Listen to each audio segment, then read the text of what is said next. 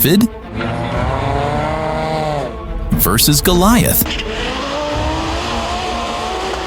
It's the timeless tale of the small standing defiant against the mighty, where the outcome seems certain until it isn't.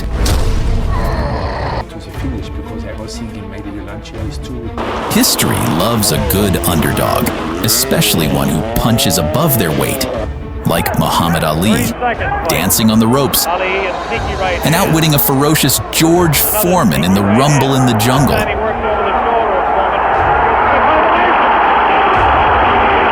Or Rocky Balboa, bruised and bloodied, but still standing against Ivan Drago, the embodiment of Soviet invincibility. Even the 300 Spartans at Thermopylae, staring down an ocean of Persian soldiers, proved that grit can topple giants. For Sparta! And then there's motorsport. 1983, the World Rally Championship.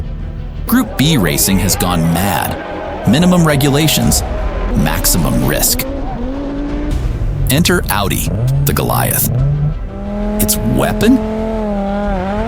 The Quattro, a turbocharged, all-wheel drive behemoth that rewrote the rulebook and crushed the competition. A revolution on wheels, an unstoppable force. But then, in the other corner, the Lancia 037, still clinging onto rear-wheel drive, seemingly outdated and seemingly doomed, fighting to prove that finesse and precision could still beat brute force. It wasn't just David versus Goliath. This was a David who forgot his slingshot. Lancer had brought a sword to a gunfight. This is the story of how David, once again, took down Goliath, only this time on 4 wheels, no less. Back in 1977, Audi was working on a 4-wheel drive vehicle for the German military. At some point, someone had a light bulb moment. What if this tech worked in a regular family car? So, in the dead of night at a secluded German quarry, Audi began secret tests. The results were staggering. A family car with 4 driven wheels had ridiculous grip, even on loose surfaces. It could corner faster, and that, they figured, might make it a game changer in rallying. But there was a catch. In the 1979 Motorsport rulebook, tucked away on some dust-laden page, was a rule banning 4-wheel drive cars from rallying. Audi, however, had a plan. They sent someone to Paris to bend a few ears at the motorsport governing body. This guy waited until everyone was practically out the door, then casually asked, "Oh, by the way, can we ditch that 4-wheel drive ban?" They all shrugged, assumed he was talking about some military Jeep nonsense, and said, "Sure, why not?" 3 years later, the Quattro was born, and it was unstoppable. Audi clinched the 1982 World Rally Championship with this very car, proving that to win in rallying, 4-wheel drive was a must. Everyone got the memo. Well, almost everyone.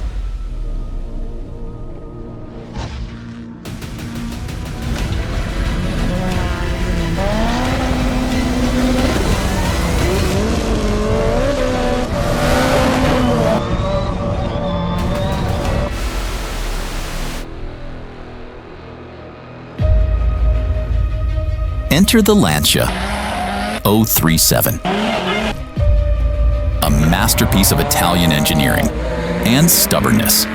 It was a rear-wheel drive machine, light as a feather, and powered by a supercharged engine that delivered power instantly, with none of the lag associated with turbocharging. It was a holdout from a bygone era, where skill and finesse mattered more than brute force. Where Audi had the full industrial firepower of Volkswagen behind them, Lancia operated on what could generously be called a shoestring budget. Audi boasted an army of engineers, led by the razor-sharp, no-nonsense Dr. Roland Gumpert, a workaholic who preferred grease under his fingernails, and precision in everything else. Lancia? They had Cesare Fiorio, a charismatic playboy team boss, who was more at home on a yacht with a cocktail than in a garage with a wrench. Audi fielded a disciplined lineup of world-class talent: Hannu Mikkola, Stig Blomqvist, and Michel Mouton, a dream team in every sense. Lancia, on the other hand, had the brilliant but part-time Walter Röhrl and the fiery Marco Allen. Röhrl famously said he didn't even want to be world champion. He just wanted to enjoy a few rallies that he liked. I only do these 5 or 6 beautiful rallies and nothing more. I am not interested to win anymore the World Championship title. On paper, the odds were laughably stacked against Lancia. But they had one weapon Audi couldn't replicate: decades of rallying know-how and a level of cleverness that danced right on the edge of the rulebook. Or, as some might say, borderline cheating. Take 1983, for example, when Lancia pulled off the motorsport equivalent of a street magician's sleight of hand with the 037. Homologation rules clearly stated, you must build 400 cars. Lancia smiled sweetly and said, of course. Then they built 200, but wait, they had a plan. They parked those 200 cars in various spots around the city, shuffled them around like a high-stakes shell game, and invited the FIA inspectors on a very carefully curated tour of déjà vu. The inspectors, bless their trusting hearts, kept nodding along as they passed each new batch. And just like that, rally history was made with half the paperwork. Legends. But wait, it gets better. Enter the cardboard roll cage. Back in Group B, the rules required teams to race with the exact setup they presented during scrutineering. Lancia, being Lancia, arrived with roll cages that looked like they were forged from battleship steel. Thick, rigid, totally legal. The inspectors took one look and gave a firm nod. All good. Then, the rally began. Poof! Like a magic trick, those beefy bars were swapped out for lighter, thinner, more flexible ones. Sure, it meant the drivers were taking a bigger risk. But hey, when you're chasing tenths of a second and every kilogram counts, it was a gamble Lancia was willing to make. Clever? Undeniably. Legal? Questionable. Iconic? Absolutely. The season kicked off in the icy mountains of Monte Carlo. Everyone expected Audi to dominate. After all, snow and ice were the Quattro's natural playground. But Lancia had other plans. They practically bought up every bag of salt in the region, sprinkling it on the iciest corners to melt the snow. They even convinced local authorities to clear dangerous ice from key roads. There's a lot of ice on that road. It's very dangerous for spectators and for the drivers with all this ice. Oh, yes. And so they went and they cleaned up the route. And when that wasn't enough, they went full rally ninja, stopping mid-stage to change tires. In Group B, most teams assumed once the race started, you were stuck with the tires you had. But Lancia? They actually read the rulebook. And nowhere did it say you couldn't change tires mid-stage depending on the weather. So when the skies turned grumpy and the roads got slick, other teams were sliding around like Bambi on ice. While Lancia calmly pulled over, swapped to the perfect rubber, and took off like it was dry tarmac. When rivals complained, the FIA brought out the rulebook and shrugged. Well, technically, they didn't break any rules. The result? A jaw-dropping 1-2 finish for Lancia in Monte Carlo. In Sweden, however, the tables turned. The snow was too deep, and there wasn't enough salt in the world to save them this time. But as usual, Lancia had a master plan. They decided not to show up. Audi cruised to an easy 1-2 victory. They repeated the feat in Portugal 3 weeks later. Another comfortable win. Then came East Africa. The legendary, bone-shaking, car-breaking 5,000-kilometer safari rally. This wasn't about speed. It was about survival. Potholes the size of bathtubs, wildlife crossings at 160 kilometers per hour, and dust thicker than a bakery explosion. In the end, Audi had to dial it back, just to keep their cars in one piece, settling for second and third behind the surprisingly resilient Rothmans Opel Ascona 400. And Lancia? They wisely decided to sit this chaos out.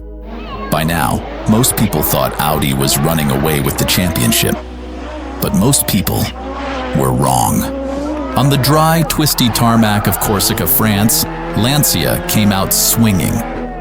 Instead of their usual 2 or 3 cars, they unleashed 4 to Audi's 2, meaning if everything went perfectly, the best Audi could do was 5th. And guess what? They didn't even get that. Due to mechanical failures, Audi's Quattros fell apart one by one, while Lancia danced through the island roads to a crushing 1-2-3-4 finish. The message was clear. Lancia was back in the title fight, and they weren't messing around.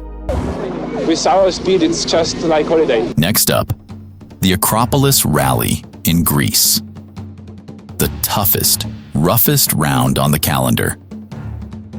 Audi came in as the clear favorite with their rugged Quattro, but no one could have predicted what happened. Lancia's delicate, lightweight 037 somehow held together like it was blessed by the rally gods, while Audi's mighty Quattros crumbled under what felt like a dark spell. Lancia pulled off a stunning victory with a 1-2 finish. Then came New Zealand. Once again, Walter Röhrl and the 037 were untouchable, storming to victory. And Audi? All of their cars retired. More mechanical woes, more frustration, no points. Suddenly, the championship was wide open, and Lancia was charging hard. After a year away, the World Rally Championship returned to Argentina, home to blisteringly fast roads, tailor-made for Lancia's 037. On paper, it was their playground, but Mother Nature had other plans. A deep freeze, courtesy of the Southern Hemisphere's winner. For months, Lancia and Audi played the classic "Are we going or not" game, since only 7 rallies counted toward the championship. But after Audi's campaign face-planted in Greece and New Zealand, panic mode hit. Argentina suddenly became mission critical. Audi scrambled their A-team. Mikola, Mouton, and a late call Blomqvist all shipped off to South America. Lancia, meanwhile, had a weekend to forget. They struggled for traction in the icy conditions and lost an appeal to run-studded snow tires. No studded tires, no grip, and no chance of outrunning the mighty Quattro on long straights. The result? Audi wiped the floor with them. A 1-2-3-4 finish, with Mikola leading the charge and Blomqvist right behind. That win brought Mikola to within just 2 points of Röhrl. Audi was back in the fight, and the title race had officially hit boiling point. But in Finland, a land of high-speed jumps, Lancia had a big problem. Their best driver, Walter Röhrl, refused to compete. Because, if I want to fly, I would be a pilot. And Audi took the win. With just a few rallies left, it all came down to San Remo, Italy, Lancia's home ground. San Remo was pure chaos, a dust-choked nightmare where visibility dropped to guess and pray levels. Drivers couldn't see more than a few feet ahead, and cornering felt more like guesswork than driving. Determined to clinch the world title in front of their home fans, Lancia came up with a plan. They brought out sweeper trucks to clear the dust routes. But when that didn't work, Lancia's drivers, ever the schemers, tried stalling at the start line to let the dust settle, a cheeky tactic the officials quickly sniffed out and shut down. So, Lancia turned to their ace, Walter Röhrl. And what followed was nothing short of rally poetry. On the tight, twisty tarmac of his beloved Italian backroads, Röhrl was in a class of his own, a surgeon with a steering wheel. He won 33 of the 58 stages, absolutely dismantling the competition and leading Lancia to a glorious 1-2-3 finish. It was the final blow in a season-long slugfest.